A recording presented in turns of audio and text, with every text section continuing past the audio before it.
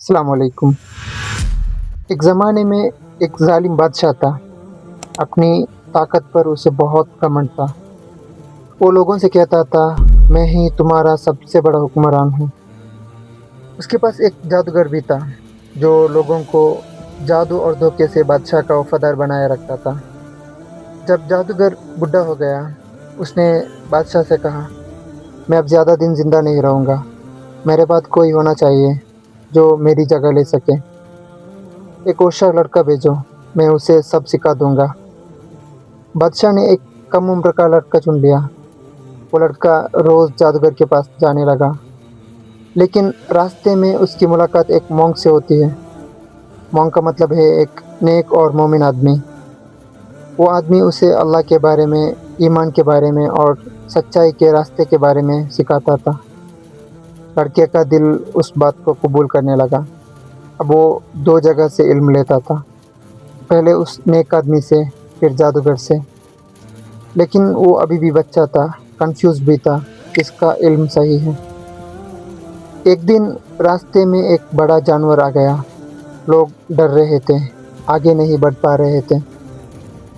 लड़के ने दिल में कहा, आज पता चलेगा कौन सच पर है, मॉन्क या जादूगर। उसने एक पत्थर उठाया और दुआ की, या अल्लाह, अगर मॉन्क सच पर है तो इस जानवर को मार दे। उसने पत्थर फेंका और जानवर मर गया। लोग हैरान रह गए। यहाँ से अल्लाह ने उस लड़के को करामत दी। वो अल्लाह की इजाज़त से लोगों को शिफा देने लगा। अंधे ठीक होने लगे, बीमार ठीक होने लगा। बादशाह का एक करीबी आदमी भी था जो अंधा था। वो लड़के के पास बहुत तोहफे लेकर आया और बोला, अगर तुम मुझे ठीक कर दो, ये सब तुम्हारा। लड़के ने कहा, मैं शिफा नहीं देता, शिफा देने वाला अल्लाह है। वो आदमी ईमान ले आया और अल्लाह ने उसे ठीक कर दिया। जब वो बादशाह के पास गया, बादशाह ने पूछा, तेरी आंखें किसने ठीक की? उसने कहा, मेरे रब ने। बादशाह गुस्से में बोला, क्या मेरे सिवा भी तेरा कोई रब है? उसने कहा, मेरा और तुम्हारा रब अल्लाह है। बादशाह ने उसे सख्त अज़ाब दिया।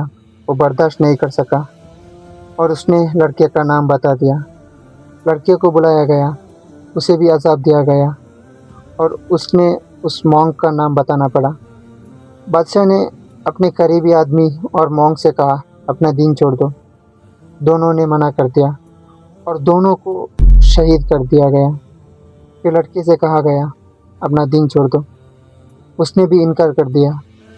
बादशाह ने अपने लोगों से कहा, इसे पहाड़ की चोटी पर ले जाओ और अगर ये अपना दीन ना छोड़े तो इसे नीचे गिरा दो।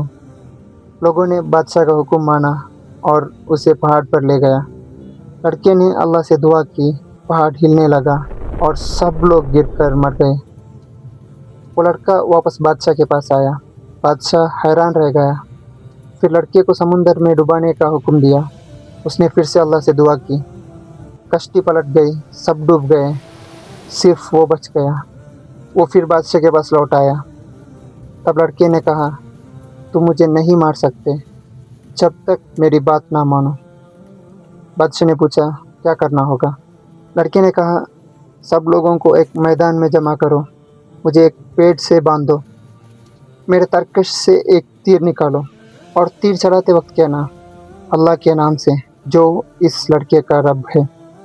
बादशाह ने ऐसे ही किया। तीर चला, लड़का शहीद हो गया। लोग चीख उठे, हम उस लड़के का रब पर ईमान लाते हैं। बादशाह समझ गया, वो जीत कर भी हार चुका है। उसने ज़मीन में गड्ढे खुदवाई, उनमें आग जलवाई और लोगों से कहा, या ईमान छोड़ दो या आग में कूदकर अपनी जान छोड़ दो। वहाँ मौजूद हर एक इंसान ने अपनी जान दे दी, हर एक ने। ये कहानी बताने की वजह यह है, जिस दीन को हम और आप आज मजाक समझकर फिरकों में बांट देते हैं, उसे यहाँ तक पहुँचाने के लिए लोगों ने अपनी जान तक कुर्बान कर दी।